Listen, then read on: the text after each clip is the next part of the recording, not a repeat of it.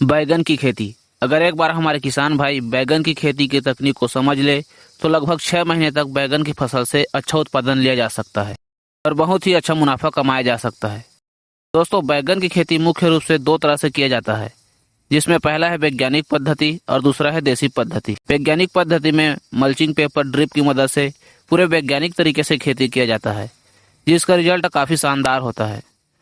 दोस्तों, वैज्ञानिक पद्धति से खेती करने से मेहनत कम लगता है, लेकिन इस पद्धति से खेती करने से खर्चा बहुत ही अधिक लगता है।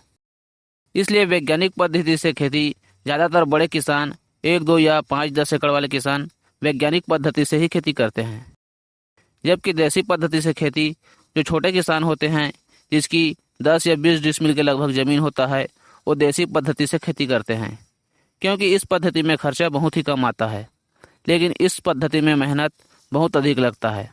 दोस्तों, बैगन की खेती चाहे किसी भी पद्धति से की जाए, इसमें शानदार उत्पादन और अच्छा मार्केट रेट मिल सके, इसके लिए कुछ महत्वपूर्ण जानकारी के साथ साथ सही रणनीति से बैगन की खेती करना चाहिए, जिससे अधिक से अधिक मुनाफा मिल सके। और आज की इस वीडियो में हम बैगन की खेती की सारी महत्वपूर्ण जानकारी और इसकी रणनीति के बारे में जानेंगे। तो इसके लिए आप इस वीडियो में पूरा लास्ट तक बने रहिएगा, और अभी तक हमारे चैनल को सब्सक्राइब नहीं किए हो तो चैनल को सब्सक्राइब जरूर कर लीजिएगा। दोस्तों, बैगन की खेती में नर्सरी डालने से लेकर फसल की हार्वेस्टिंग तक बहुत सारी समस्याएं देखने को मिलता है, और इन समस्याओं का सही समय पर उपाय नहीं करने से बैगन की खेती में निराशा का सामना करना पड़ सकता है। तो चलिए एक एक करके बैगन की फसल में आने वाली समस्या और उनके उपाय को जान लेते हैं। दोस्तों, बैगन की खेती में गलत वैरायटी का चयन करना भी एक गंभीर समस्या उत्पन्न कर सकता है।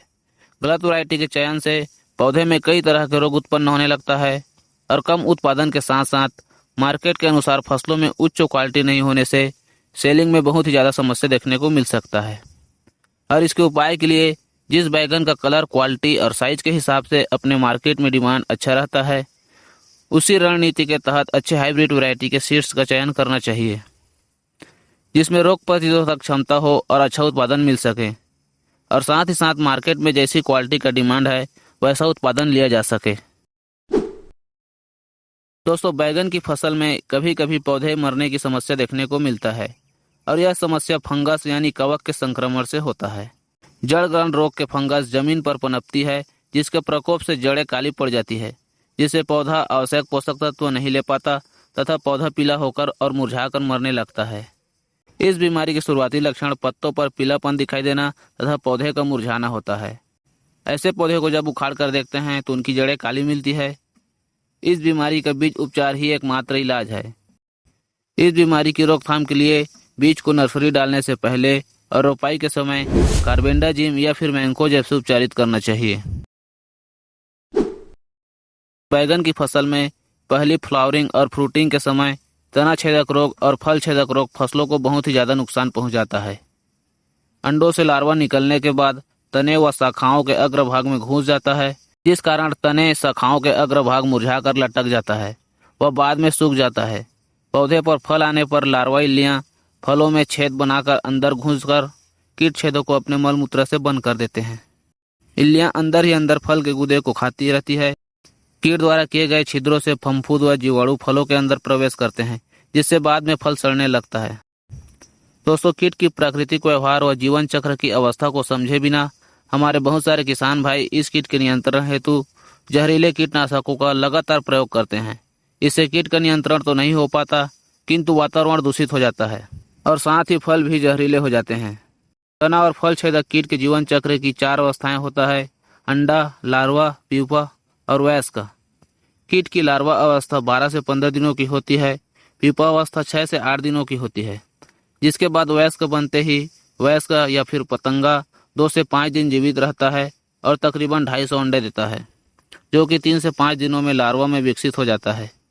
मौसम के अनुसार यह कीट का जीवन चक्र 34 से 59 दिनों में पूरा करता है। दोस्तों, फल के अंदर लार्वा प्रवेश करने के बाद लार्वा इल्ली को नष्ट करना संभव नहीं हो पाता, अतः कीट से फसल को बचाने हेतु कीट की वयस्क या फिर पतंगा तितली को फसल पर अंडा देने से बचाना होता है। एक बार यदि अंडे से लार्वा इल्ली निकलकर पौधे के अंदर प्रवेश कर जाती है, फिर फलों को नुकसान होने से नहीं बचाया जा सकता। दोस्तों, इसके नियंत्रण और उपाय के लिए कुछ महत्वपूर्ण बातें ध्यान में रखना चाहिए। जो सबसे पहला है, वयस्क या तितलियां पतंगों की निगरानी करें और उन्हें नष्ट करें। दूसरा है, प्रकाश प्रपंच की सहायता से रात को वयस्क तितलियों को आकर्षित करें और उन्हें नष्ट करते रहें। तीसरा है, फसल की निगरानी करते रहें। यदि पौधे के किसी भी भाग पर कीट के अंडे दिखाई दे तो उन्हें हटाकर नष्ट करें। चौथा है, पौधे की तने व शाखाओं का अग्रभाग कीट के प्रभाव से जैसे ही मुरझाकर झुकने लगे, इन भागों को 1 इंच नीचे से काटकर पौधे से हटाएं। साथ ही ग्रसित फल पौधे को सूखी टहनियां, गिरी हुई सूखी पत्तियों को एक पॉलीथीन में एकत्रित कर नष्ट करें। फसल पर नीम आधारित कीटनाशक को 3 मिलीलीटर प्रति लीटर पानी में मिलाकर शाम के समय या फिर सूर्योदय से 1-2 घंटे पहले पौधे पर 10 दिनों के अंतराल पर छिड़काव करते रहें, जिससे तितली पौधे पर अंडे न दे सके। खड़ी फसल पर इमिडाक्लोरोपिड, क्लोरोपेरिफास या मैलेथियान दवा का पानी में घोल बनाकर 5 दिनों के अंतराल पर छिड़काव करें और हर बार दवा बदल बदल कर स्प्रे करें। एक ही दवा का बार बार प्रयोग ना करें। दोस्तों, बैगन की फसल में लगने वाले रस चूसक कीट जैसे सफेद मक्खी, माहू, हरा तेला, थ्रिप्स और मकड़ी की समस्या फसल में बहुत ही ज्यादा देखने को मिलता है।